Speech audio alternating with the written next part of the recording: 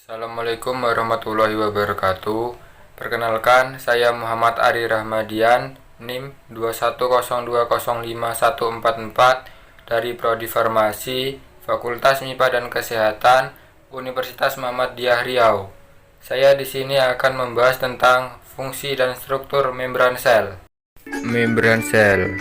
Seluruh permukaan sel dilapisi oleh suatu lapisan yang sangat tipis yang dinamakan membran sel.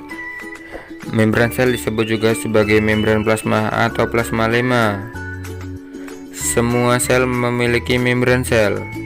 Pada sel hewan, membran sel merupakan komponen yang terletak di paling luar. Membran sel memiliki fungsi yang sangat penting, yaitu mengatur keluar masuknya zat-zat dari dan ke dalam sel. Hal ini disebabkan membran sel bersifat selektif, permeabel, yang mampu menyeleksi zat-zat yang akan masuk ke dalam sel. Membran sel memiliki rangka dasar yang tersusun atas dua lapis senyawa lemak atau lipid bilayer. Lemak atau lipid yang menyusun membran sel adalah jenis fosfolipid yang artinya berikatan dengan molekul fosfat. Satu unit fosfolipid terdiri atas bagian kepala dan bagian ekor.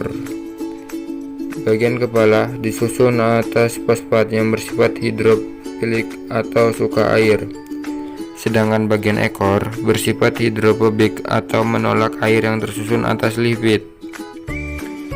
Satu unit fosfolipid berpasangan dengan kulit fosfolipid lainnya dengan posisi berlawanan sehingga membentuk dua lapisan atau bilayer fosfolipid.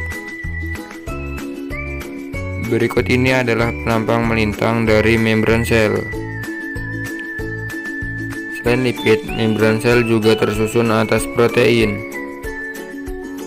Protein tersebut dapat diibaratkan sebagai tiang-tiang rumah untuk menunjang rangka dasar dari membran sel.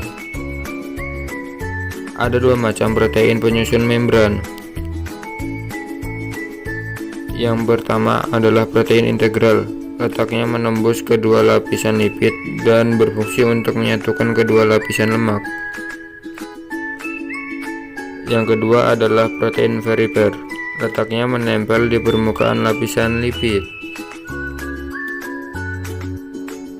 Protein dan lipid ada yang berikatan dengan polisakarida atau karbohidrat, membentuk glikoprotein dan glikolipid.